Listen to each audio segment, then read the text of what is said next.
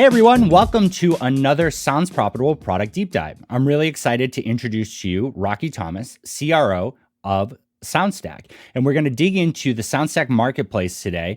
And we're going to take it from a little bit of a different angle here. Now, usually we walk through the actual platform, but we've done a little bit of that with the SoundStack team before. And in general, a marketplace is kind of boring. We'd probably be through it in about 5 minutes because the truth of it is it's supposed to be incredibly easy for a buyer to buy inventory and a publisher to list their inventory, right? If it took a half an hour or 45 minutes to explain, I don't think it would be a great product overall. So instead, we're going to talk a little bit deeper about the value of marketplaces and the value of what SoundStack has brought to the table here, because I think that they're onto something pretty unique. And so with that, I'm going to pass this over to Rockie. Welcome to the Deep Dive, Rockie. Oh, thanks so much for having me, Bryan. I love talking about this, as you know, and it allows us to really talk about this in a broader audience of really about what a marketplace does and how we really help out the industry. Yeah, I love it because programmatic has been a major point of podcast advertising for probably the last year and a half, but it continues to pick up more and more steam. And there's so many different ways to look at it, right? Directly representing yourself, being part of a private marketplace, or being part of something a little bit broader here. Mm-hmm. And what's really cool is I've had a lot of time to work with you and the team at SoundStack, and you're building something that allows any publisher to either completely white label it themselves or use you as a complete platform. And the important part here is that you make every piece available for anybody to pick and choose what they want, which means you really have to not only explain it, but really defend the value in it. So I think this is the perfect thing to dig into. Yeah, absolutely. Well, yeah. Well, let's go and get started. We have a lot of mission statements, and I know they get an eye roll a lot of times within, or we like to call them pillars within SoundStack. But this is something that we truly believe for podcasts and any audio publisher is that, from small radio stations to huge podcast networks, everyone should have equal access to big technology and the partners of their choice. We don't believe that a technology platform should limit the type of business that a demand partner or a publisher can do. We believe in open markets and choice for both publishers as well as demand partners, which is something that is a little bit different, especially in digital audio, just by the way that a lot of the technology stacks are created. Yeah, and I think that that's actually the biggest and most unique part about podcasting and digital audio is that everybody who's trying to silo their things out and make it like you have to log in originally in that space and duplicate your work and all that, they're missing the big picture and they're not capturing the audience, right? The value in podcasting is putting it into the people's hands, everybody's hand, no matter the size they're in. And that's really where this industry has thrived. Absolutely. And it is tough. I mean, it is very technical. But we've really tried to pride ourselves on bringing it down to a level that almost any creator can understand. And we have a lot of experience with it, not only on the podcast side, but also with our Live 365 sister company. We have 4,000 broadcasters who are very, long tail, who do linear digital audio. So we're very much into this space. That's awesome. Digital audio needs to be a bigger part of podcasting. So thank you for focusing on that too. Which is exciting to us. We love all audio. We don't discriminate. So a lot of times I just want to kind of talk a little bit about, programmatic in general, because I think a lot of people feel like this. They hear this buzzword so much and they're just afraid to ask because it's been in kind of like our words speak for, at least the past, 5 to 8 years. And so I'd like to just break down to exactly what programmatic is, which is the digital construct to traffic, manage, optimize advertising between podcasters and advertisers. And it's a technology handshake in very basic. I mean, we have programmatic guarantee or direct, which, as you know, Bryan, is essentially like trafficking a direct order instead of the publisher or the podcaster having to go into an ad server and traffic it. The onus is now on the advertiser demand partner to go ahead and traffic that, which is a great, I would say, operational lift off of the publisher. So there's that way. Then we also have what we call marketplaces and ad networks, which is what I'm going to be talking a little bit more, or what we're going to be talking about today. And that's the value of programmatic. It's pipes, right? It has some of the financial aspect built into it. It has the account management, it has some sales, depending on which angle you're looking at. But it's Yep. really an operational tool that you can utilize to connect those dots. Not all of programmatic is going to magically sell your inventory, but marketplaces is an area where you get sales assistance instead of just the operational workflow. Absolutely. And, a lot of people, I say that's a lot, and I'm surprised more people haven't picked up on this, but really, audio advertising is a perishable product. And that means that unlike retail or other areas where you can put something on this shelf and actually, mark it down, audio is not like that at all. And so what programmatic does is allows a publisher to really capitalize on that available inventory in real time. Because once the opportunity is gone, nobody makes any money. No, there's not an opportunity for the buyer to reach an audience. There's not an opportunity for the podcast publisher to make incremental gains, beyond what they might be doing even on the direct side. Yeah. And so we're not talking about like programmatic guarantee being that, because that's the operational way to use programmatic to do your direct sales. But exactly what you're saying, if this was a podcast right now and we didn't make our inventory available programmatically and I failed to sell it directly, like, as you're watching this, listener, viewer, it's gone, right? The ad that could have been right here, it's not going to magically come up later. It's gone. You had the opportunity to see an ad. I chose not to make it available. That's my mistake. And so programmatic can capitalize on that. And it doesn't mean remnant. It just means giving people the opportunity to buy on it in real time that you might not have had that direct relationship with to sell it beforehand as a plan.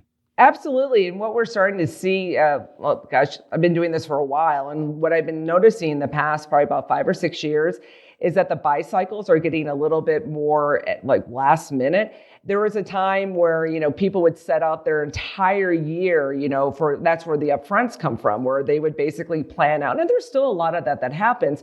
But I think what COVID has shown us is that there needs to be a drastic, quick flexibility that needs to happen within the buying cycles.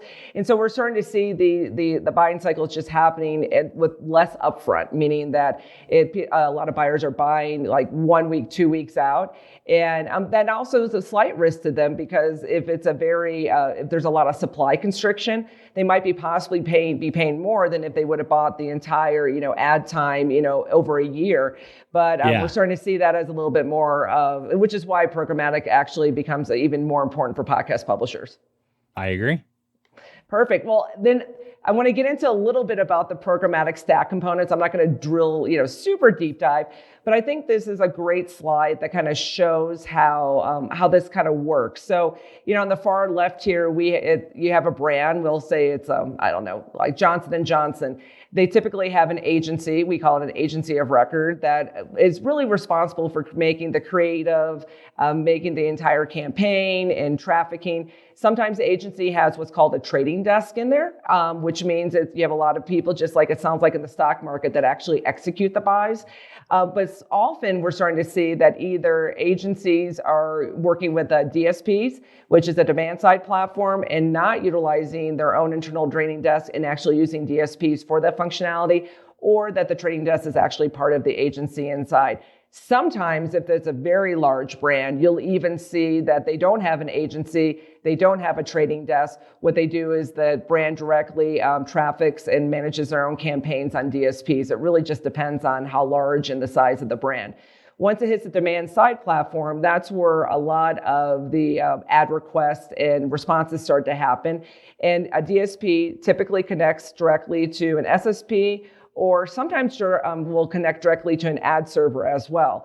Where we sit in this whole ecosystem is we're called an ad exchange or an ad network. And you'll see by our little logo at the top there, that's where we kind of sit. We're actually almost like a way for buyers to come in and buy at very large scale audience segmentations typically. That might be, I'm looking for podcast listeners who are interested in finance, who live in LA, who are 35 plus. So they're really buying listeners and audience on the SoundStack Marketplace, which allows them to have a very large scale.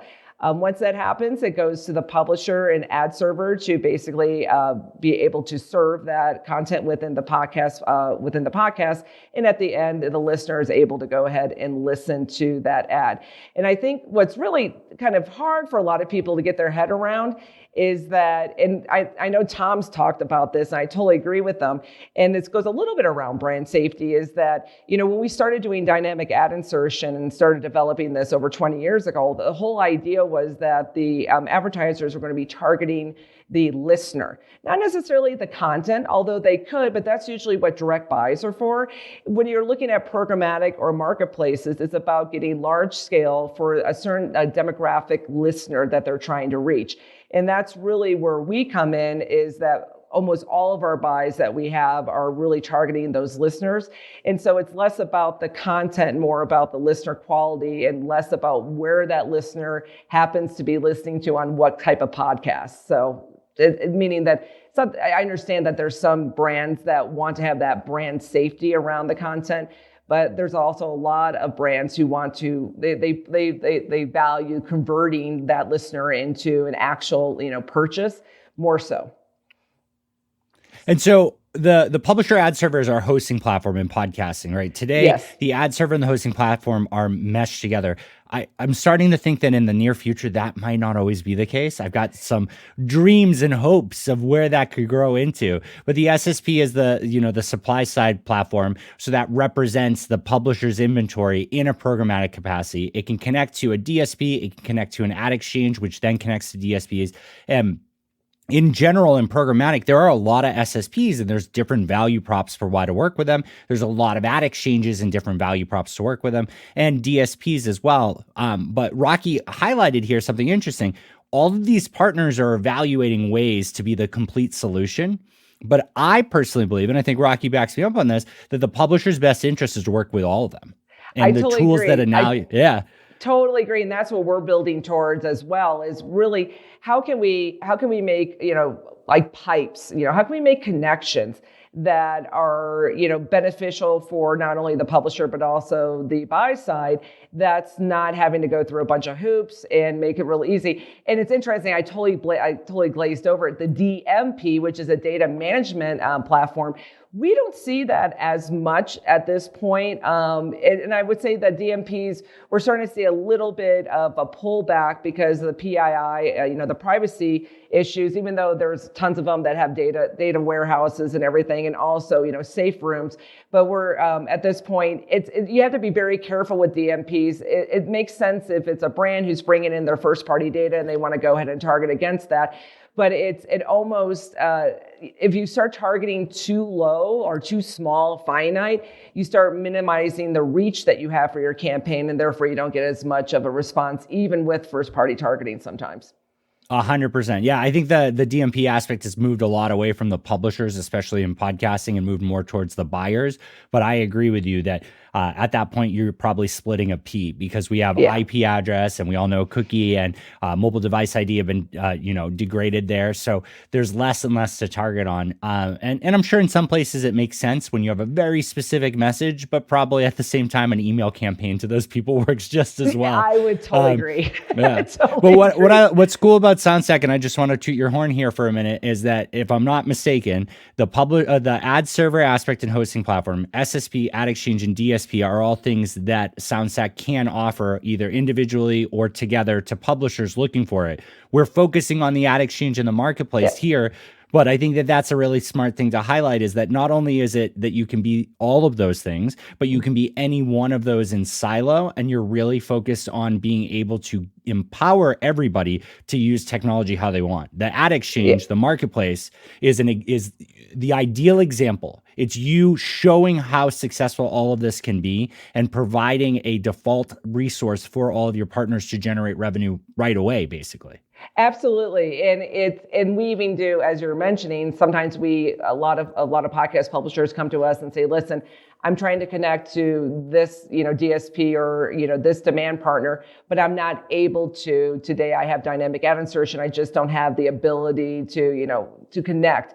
And so we provide those type of connections that don't even touch our marketplace, just so we can help facilitate the industry so everybody's able to make more money. So yeah, we agree with you. I agree with you because that's an interesting thing here because so many of those partners in the SSP ad exchange and DSP space and even the hosting platform and ad server space at one point were just like, yes, bring us your content. We will work with each one of you individually. And then as they get bigger, they're just like, we can't provide that bespoke service to every person out there. You're filling a gap. You're filling that middle area. Yeah, where an enterprise wants to do their own thing, might fall under the size where they don't want to, like where they can't get those direct connections themselves and they can lean on your relationships, or they might not want to partner with someone who wants a little bit more hands-on control into their inventory than they're looking for. You got it. That's exactly right. So, well, yeah. So it's a fun graph. I like it. I think sometimes when you put things in a visual aspect, it really helps out folks a little bit. So. And we're going to be, anybody at Podcast Movement Evolutions, Rockie's going to be bringing people to go get tattoos of that wherever you want, covered by SoundStack. So just find her at Podcast Movement Evolutions. Oh my goodness, you never know. That might be my next promotion. Don't tell Scott. He might get into that. So this is kind of where we look at like podcast programmatic challenges is, there's a couple of, where I think all of us are trying to work towards this. And, it's, access to SSP platforms, buyer access to podcast inventory at scale, which we'll talk about, lack of buyer and demand diversification, proper podcast publisher data signals. Wow, I got that one out. I was afraid about all those P's. And proper reporting, reconciliation, and invoicing. And this really, we have an interoperability challenge sometimes between platforms, which we're really trying to solve. So we'll go ahead and talk a little bit more about this. But really what SoundStack Marketplace is, we're the only independent tech-agnostic global audio ad exchange in the world, which it sounds like I would be lying, but I'm not. We make it really easy to buy and sell premium digital audio advertising. And I think one of the biggest, USPs or unique selling proposition of the marketplace, whether you're a publisher or a advertiser or buyer, is that we're not just podcasts. We're digital audio, and sometimes podcasters they don't like being in sometimes the same bucket as digital audio. And I will tell you that it's a benefit, and why our podcast publishers do so well is that we are already working with I think we're at over 60 demand partners right now. I'd probably say about 50 of them have always been into buying linear over-the-air simulcast or, like Spotify. So they understand digital audio really well. What they're having challenges with is really getting their head around podcasts. So what we do is we really try to take an educational approach with a lot of our buyers to explain the differences of podcasts and how it's still a great tool for getting your message out. And so it's a nice way of cross-pollinating on our marketplace. So it's bringing in buyers who already are well aware of digital audio. They just need a little bit more extra information on the podcast side. And I will tell you, even our post roll sells really good on marketplace. So because I always hear, post roll is kind of like the gutter ad of, the old gutter ad of display, but it actually does quite well on our side as well. So it's pretty exciting. Yeah. I do want to highlight independent for a second there. I think, and just to clarify what you mean, I think when you say independent, what you're specifically focusing on is the fact that you're not tied to media, right? You're not owned by anybody who owns media. SoundStack doesn't have a slew of podcasts that you're trying to sell there. You don't own an agency or anything right there. So you are truly a technology play connecting all of those pieces, and you don't have you don't have an endpoint on either one of them that specifically benefits from the success of this platform. It's actually interesting because when people ask, is there anything that SoundStack doesn't do? Because as you know, Brian, we do it pretty much everything from encoders to hosting. We do performance royalties. We do a lot. The one thing that we don't do is content creation at all. I mean, we're all about enabling creators. We have a lot of people on staff, like for hobbies or, side hustles that, create their own content, of course. But from a company standpoint, that is an area that we'll probably never ever get into just because it's really not our house. We like to enable the creators, not be the creators themselves. It's a strong line to draw, and I'm very thankful for it. It is. As much as I talk, everyone thinks I would have a podcast, but I don't. I know how hard they are to do. That's why. This is just some, real quick statistics about our marketplace. We have over 14,000 publisher partners. It's everything from, over-the-air broadcasters who simulcast or stream with us. Also to, podcasts. I mean, we have everything, anything that's audio, we're really excited. We do work with gaming audio as well. We're very good at identifying what type of audio it is. We're very transparent, which we'll talk a little bit about the data signals. So we have a lot of different choices for our 60 plus demand partners who want to go ahead and start buying into the digital audio audience as well. Our marketplace has over 170 million monthly uniques. We are global, so we also have a lot that are outside the United States, and we work with demand partners who might be targeting, say, France or UK. We're able to work with those. And even if your podcast is in the United States, we really try to match a impression from a demand partner to somebody who might be listening in France. I mean, the whole idea of dynamic ad insertion, the dream of why I got into this was because to make advertising relevant. I do want to know about, if there's a sale on lift tickets at Breckenridge. I want to know how, to help out my kids. I'm not going to lie. I mean, I would love to know when there's a sale going on at Macy's. There's other areas of advertising I probably don't really care to know. So the whole idea of dynamic ad insertion was really to start making advertising less advertising and more content relevant for the listener, so it doesn't feel so much like a sales pitch, but more of like something that you'd want to know, like signing up for a newsletter. So that's the way we kind of look at it. And and I like that too. I mean, like I am a big proponent of dynamic ad insertion. I do find immense value in embedded ads and all that. But I mean, I'm 37 years old. I have 2 young children, and I listen to very different shows. Like when I'm with them, I listen to kids podcasts. And when I'm on my own, I listen to shows that make me feel like I'm part of a group of friends, usually like Dungeons and Dragons podcasts and things like that. I'll tell you that whatever they're advertising, not for me. All of those ads that they're doing 100% share of voice, like very happy for them. I'm happy that it funds everything that they do, but I wouldn't hate to get an ad that's targeted for me, right? Like I don't match their average listener, or maybe I do, but what they're selling, I don't want to buy. Yeah. But I'll be real with you. I'm interested in buying things. And so if someone could push something a little bit more towards me, I would be very open to it. I totally agree. And that's where it is interesting because we do approach it from such an audience standpoint, but I think that's one of the benefits is that we don't play in the same demand channels as like your direct. So if there's a cattle call for an agency for a buy, and maybe you're going in for, to get some, advertising, you're not going to see us in that lobby. That's not how we transact. So it's a little bit different, and we like to, we think it helps eliminate sales channel conflict when you have, a pretty large direct sales team. So we like to kind of stay out of those swim lanes as much as we can, and just really, work towards enablement on the audience side of it. So yeah, I might be jumping ahead of myself a little bit here. I know we walked through some of this before, but I think this is the right time to dig into that. Let's talk about that sales competition, right? Like if I use programmatic to sell direct, like programmatic guarantee, I say, here is 100,000 impressions, or here is 100% share of voice of my pre-roll. I'm going to record the audio, send it to you, but we've decided to use programmatic advertising because it's operationally more efficient for you. It gets you everything you need, and it makes you happy, and you're the client. Why wouldn't I want to make you happy? That is replicating direct, embedded, baked in, however you want to focus on it. But you're not competing with that, right? When you talk about marketplace, we're talking about the ability to say, I'm looking for this type of audience. And sure, some of these tools and marketplaces can say like, here are the 100 or 1,000 shows that you likely would be serving an ad into, so that you know the box, right? You can figure out, oh no, there's a show in there I don't want, and you can turn a filter.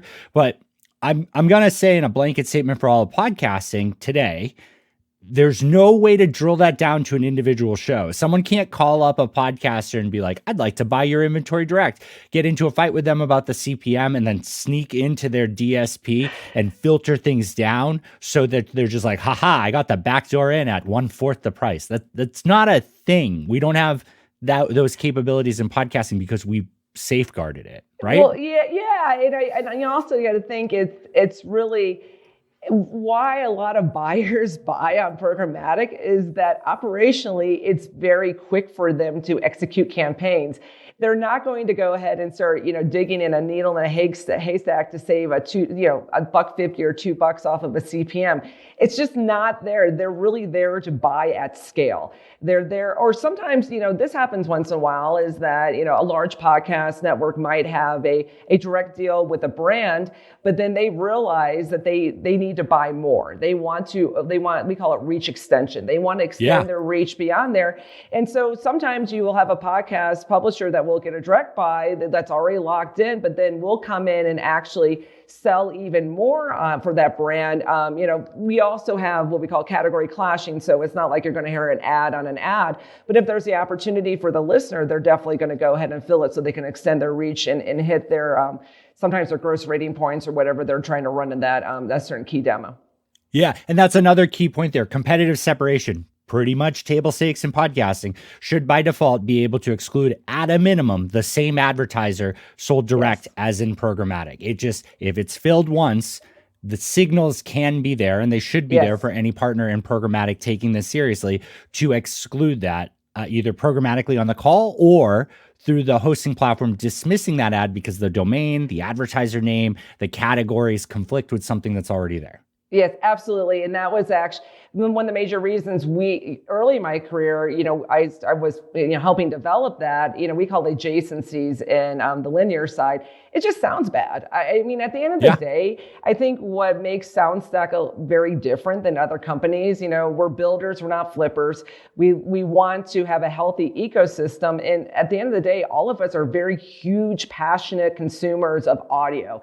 I did my stint in TV in my career for 4 years, and I wanted to get back to audio so badly just because I'm passionate about the medium.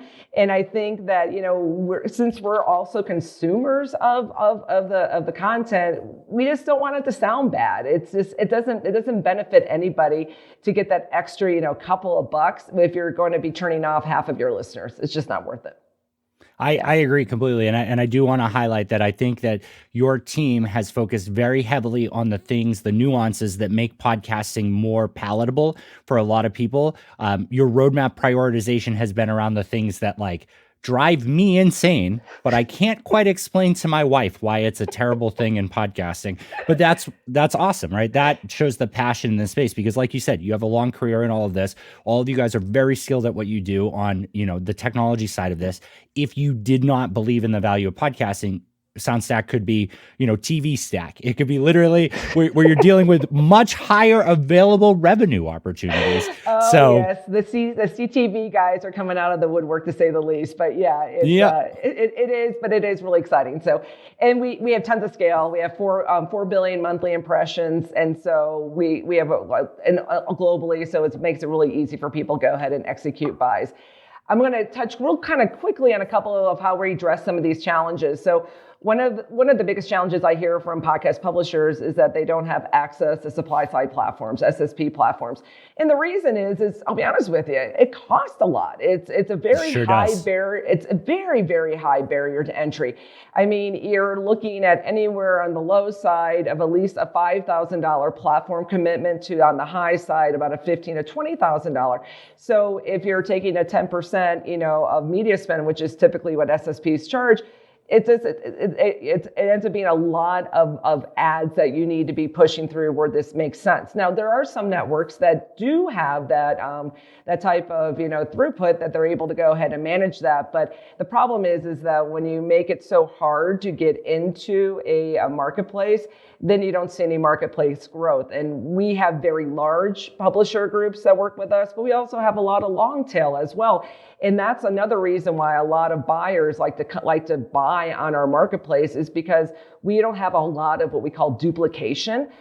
Because we do have so many publishers that their reach goes farther, their efficiency of their buy goes farther with us. It's like they don't feel like they're hitting the same people over and over just because we have such a diversity of listeners on our stack. So it's really nice. Yeah, I agree with that. Anything that makes it hard for a publisher to list their inventory needs to be paused. We need to take a break on that for like a year or two until everybody gets it, because the problem is today, not everybody understands how much additional work, like it's not just plugging into it, it's them being prepared to sell it and being prepared to work with the right partner to represent it. So if day Yes. one, they're just like, awesome, let's get you set up, it's $1,000 a month, that can be really off-putting on top of your hosting fees and your Oh commissions to your yeah. salespeople and all your other costs. And there's no, and then what I love is when folks come in, like publishers come into the marketplace and they grow, and I love sending checks that's one of my happiest. We always send and pay our publishers on time. It's one of our pillars. And because I look at podcasters, they're running their business. I can't be late paying them because they have cash flow. So we're very, very sensitive to that. So we always pay, our publishers on time and making sure that they're able to go ahead and manage their business as well as they possibly can as well. So what's been really fun is watching these publishers grow, and then they come to us, they're like, we think we want to go ahead and get our own SSP. I'm like, oh my gosh, that is awesome. Congratulations, you've grown. And then what they end up doing is they end up making Marketplace one of their sales channels within their own SSP. So we love when people grow to the fact that they want to go ahead and have more of a hands-on management, and they're able to, to afford the barriers to entry. And then we're able to still go ahead and keep a partnership. That's like the best part of the job, which is great. I agree. Oh, and then I just want to talk a little bit about Blueberry. So this is another way that we work with how SoundStack works with some other publishing groups, as I would call our, content management systems or hosting platforms.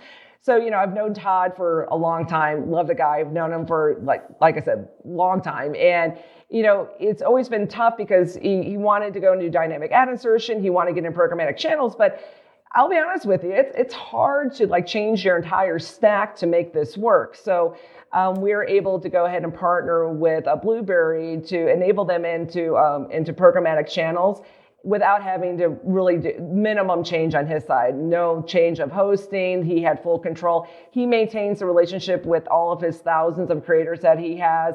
Blueberry's publishers can keep control of their RSS feeds. We really are just something that we're able to offer in a white label fashion to the Blueberry publishers and content creators over there. And we do this for a lot of, as you know, Bryan, a lot of companies in the industry. Blueberry is just one of the few ones that really wanted to bring us out from behind the veil, so to speak, which we're really happy about because we're pretty proud about the traction that we're starting to get in paying those guys and having them help their publishers really get involved in here as much as they can. Yeah, and for those of you not super entrenched in podcast lore and history, what I can say is that Blueberry is a long-standing company in podcasting that has been, I would say, kind of resistant previously to podcast advertising. But they've seen the value and they've seen the ability that companies like SoundStack can provide to their customers, and that they can provide now through partnerships with SoundStack to help their customers make money.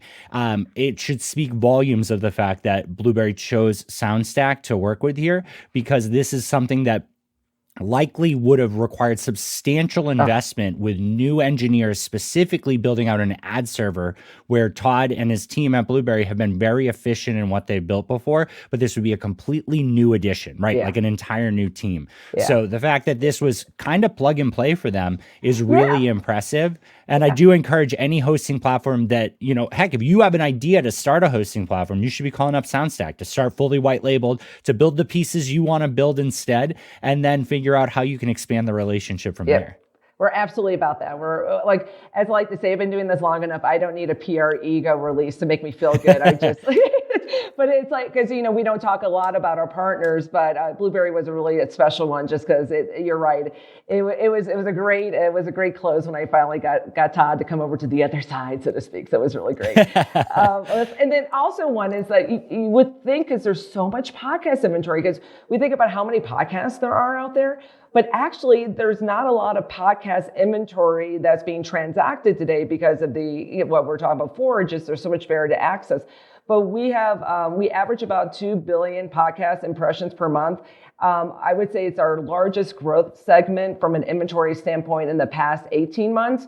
And it's been great to see, because now, like I was talking earlier, we've been able to cross pollinate from the digital audio buyers to get into podcasts, and been really been able to help, because the worst thing is that, you get a buy and then you can't fulfill it from an advertiser because you don't have enough impressions. And what we are able to provide is tons of scale for these podcast buyers to come in and buy. So it's been really great. Yeah.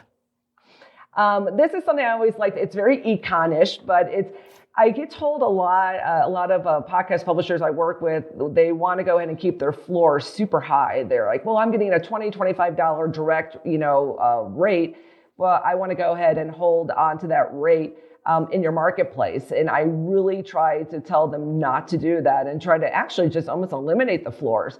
Because what a lot of people don't understand is that supply constriction is key. So what we do is we bring in a bunch of diverse demand partners that are able to go ahead and target your individual listeners of your podcasters.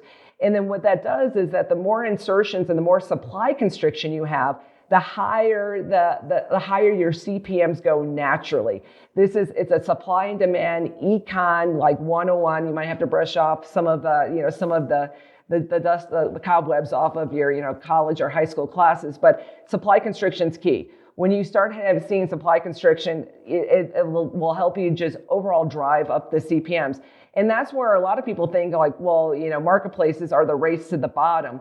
I haven't, trust me, I have seen nothing but rates, incrementally go up every month. Of course, January, when you have less, demand, it does go down, because January is historically not a very, I would say, high ad sales month. But it always continuously, grows, and we've been seeing that growth. And that's really what we want to do is, make sure that we have the transparency for the buyers to basically earn those high CPMs from the different types of demand diversity in buyers that we have right now. Well, let's highlight that for a second. So what you're saying is that if buyers can log into a platform and buy podcast inventory, and they're not losing bids because they can't find anything for the price point they want to try, as they gain purchases, they win more bids. They're more active in that inventory. As they're more active, it's easier to pull in more buyers. When there are more buyers, they're all competing for that same inventory. So the price naturally goes up. When you have one person buying inventory, it goes at whatever the lowest it can happen is, right? Yeah, when you have 20 people trying for that same inventory, it's a competition. And so this isn't buying you direct, right? If you sell programmatic guarantee, you want to match your same prices as direct sales, not a problem. Like I really encourage that. And I think Rockie does too. Absolutely. But in a marketplace, nobody's filtering out just to you. It's about the value of that inventory in that moment. Does it meet the buyer's needs? And again, if buyers can find success, they come back to it. And as more buyers find success, more buyers enter the space, therefore driving the price up as they're competing for that valuable inventory. And I wouldn't say this unless I've seen this in action for, especially in the digital audio side, is that this really does end up benefiting, the publishers, but it also ends up benefiting the demand partners too, because they're able to really reach an audience and they're able to go ahead and really target that as well. So yeah, it takes a little bit for people to get their heads around, but I'm a big fan of direct sales. I started my career doing direct sales in radio. And if I was a publisher, I'm all about, hey, get the highest rate you possibly can with that direct relationship. I don't care if you have a quilting podcast and you're selling sewing machines, that's fine. Go direct to Singer and get your buys and get them direct, because at the end of the day, it'll convert really, really well for them. But you should have a diversity of how you are filling your inventory on your podcast. You should have direct sales. You should also have programmatic. The two work together really well, because sometimes when they start seeing sometimes programmatic is even higher sometimes than they would get for direct sales. And then they're able to even adjust their direct sales rates as well. So it's very exciting. It's a good way to look at it. And don't forget, with transparency, if a publisher continues to win your inventory and then they lose because it becomes so competitive, they can contact you and buy direct because they wanted that inventory. Like programmatic, to me, the reach extension is the best part, because you can find new places that you want to have direct relationships with too. Like if you get to a point where you're paying way more than you wanted to as a buyer, but you really want that inventory, you call them and you strike a deal. That's the value of buying 6 months, a year up front, those type of things. Buying direct because it's guaranteed. I mean, that's exactly it. So, and that gives you a little more negotiation power as well. So it's pretty exciting. Yeah, skip that line. And then the one thing that I always like to remind people is that, especially podcasters, is really demand diversity is the key to more money and less listener burnout. Even the baked in ads, because, we all, especially a lot of podcast listeners like myself, we're pretty habitual. That's why we have RSS feeds. We want to go ahead and know the next one. But even when you're doing live reads, there's only so many bullet points that you can go ahead and, refactor and say it a different way. And I think that I think SNL has even done skits on this, where you're hearing the same advertiser. So really, adding programmatic into your podcast is a really nice content way of making sure you're not burning out your listeners as well. So just something to mention. It's a good content one as well. I don't want to throw podcasting too under the bus on that one, because I've definitely seen the same for like come home, your dog is dying Google ad on Hulu before. So it's not unique to our channel, but the truth of it is that when it's in your ear and you hear the same ad multiple times, it encourages you to grab that phone out of your pocket and hit skip, which is something that if you don't hear the same thing over and over again, you probably just let it pass. You absolutely would, because that's an effort that you have to take. So CTV is just going through what digital audio did 10 years ago. So I'm sure they'll get it right, but I totally agree. I'm like, if I hear this ad one more time, I'm going to throw something. Now, this is a little geeky. We call these data signals, and data signals is really the data that whenever the ad request is sent and then responded, we want to make sure that we have clean data signals, or we also call them parameters. And if we really want to go old school, they used to be called query streams back in the day.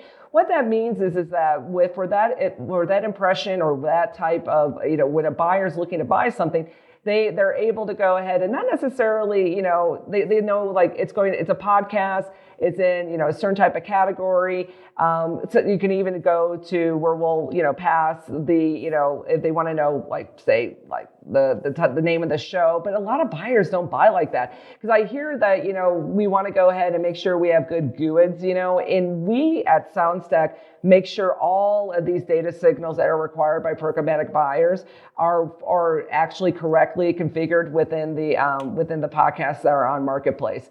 And if they're not, we reach out and we try to educate the podcast publisher on how to do this, or we work with their CMS system if it's not our hosting, because we have hosting, but we work with other folks that do their own hosting as well, just to make sure that they are passing the right ones, because it does get pretty technical pretty fast. Yeah. I can't believe I'm going to say this, but I'm going to recap that super nerdy thing here.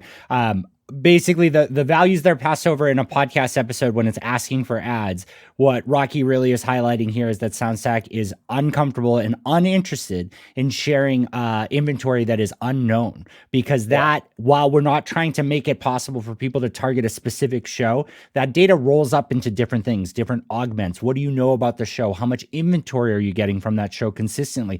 Brand safety and suitability, category benefits there. Even optimizations of ad attribution by show, by category, all of these different things are really critical. Unknown inventory's got to go.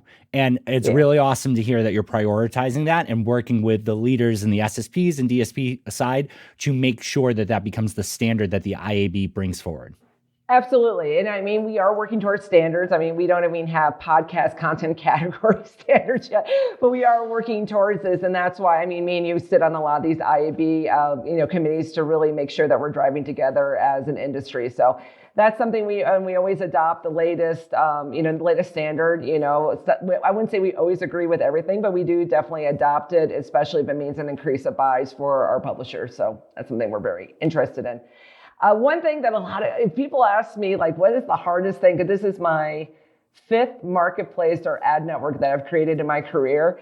And I will tell you, the success is really in the digital details, as I like to say, reporting, reconciliation, and invoicing. And it is the back house administration, and anybody who's listening who has done this themselves knows that it is a lot to take on. We actually handle all of that. We have built technology and IP that really manages all the like reports. Well, we send out reports, we get the invoices, we pay out the publishers, to the impression level. We do a lot of actuarial work in the back. It's definitely, I think it's sexy because it's money, but not everybody thinks it's really exciting. I'm right there with you. but we take care of all that on behalf of buyers and publishers. And when I first started my first programmatic ad network, when I was over at AdsWiz, I actually was like, this is crazy. Why are we like hiding the publishers should be able to do all these direct deals, with the buyers and everything else. And I finally had a buyer say to me, Rockie, it's not so much about the relationship, it's that we don't want to go ahead and pay out 10,000 people. And I was like, oh, it's an operational issue. I mean, seriously, I didn't think about that at the time.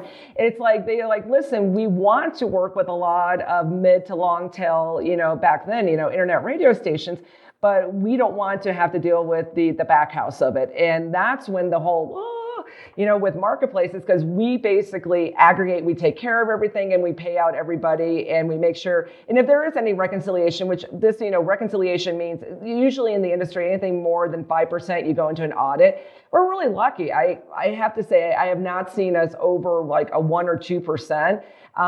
Difference on reportings, and that's even rare. So the good news is digital audio is actually displays a horrible reconciliation, but actually digital audio is not that bad. But if there is an issue, we work with everybody involved and we go ahead and, take care of that side on our audit and make sure that everybody's, on the same page when we go ahead and pay out publishers. So not exciting, but it is definitely a needed part of running a marketplace. And then the last one, which is, it's interesting because I don't think it was meant to, I don't think the technology platforms came out and said, listen, we want to create platforms that don't talk to each other. And I'm talking about different hosting platforms and ad serving and, ad stitching and everything else. I think it's just digital audio has grown so fast and podcasts have started growing really fast that I think that, we have sometimes you start building product in a silo, not that you mean to, it's just your head's down and you're just dealing with everything else and you kind of put your head up and you're like, oh, wow, I guess we don't really talk well with everybody else.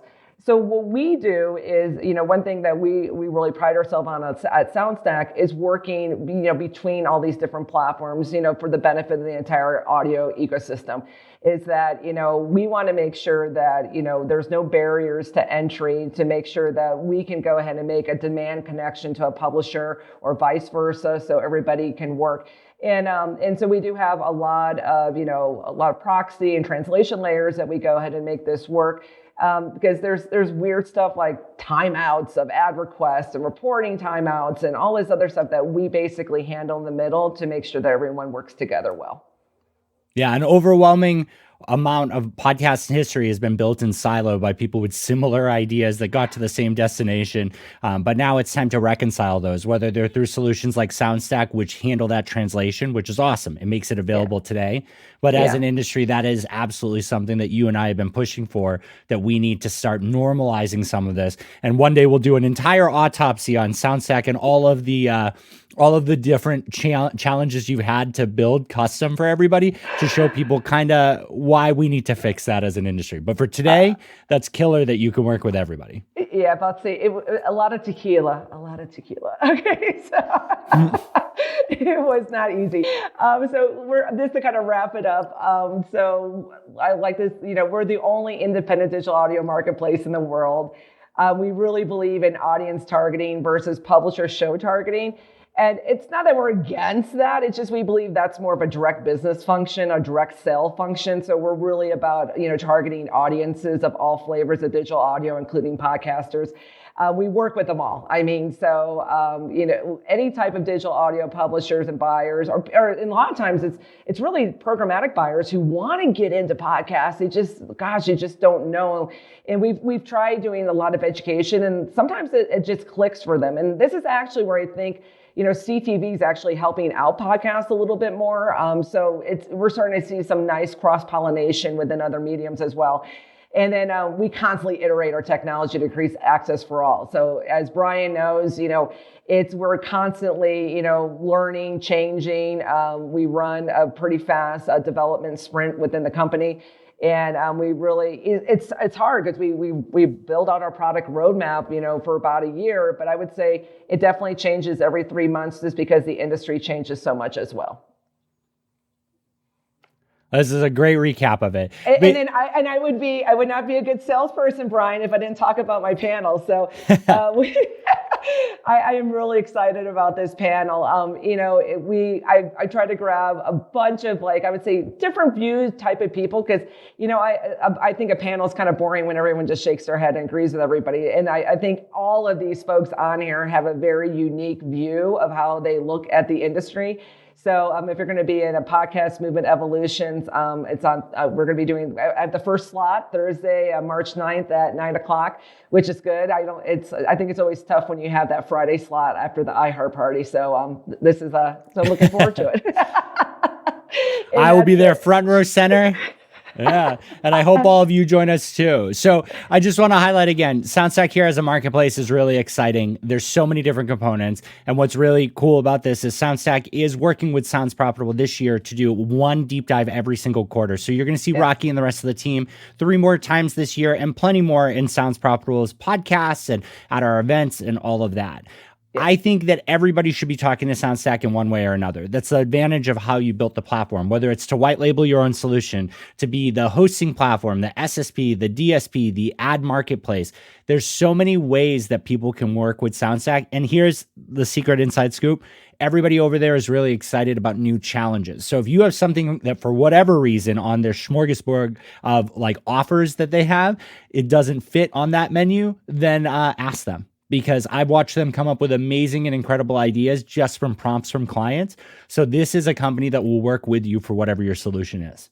Yep. And we thank so much for the platform opportunity. It's been great I think we're number 8. I think we need to do a list. It's kind of like being the first person, at a startup. I think we're number 8 for you guys. So you guys are right up there for us. You've been a killer partner. I really appreciate it. Well, Rockie, thank you so much. And everybody, if you have any more questions, check out soundstack.com or email Rockie at soundstack.com. Thank you so much for tuning into this deep dive. Thank you, Bryan.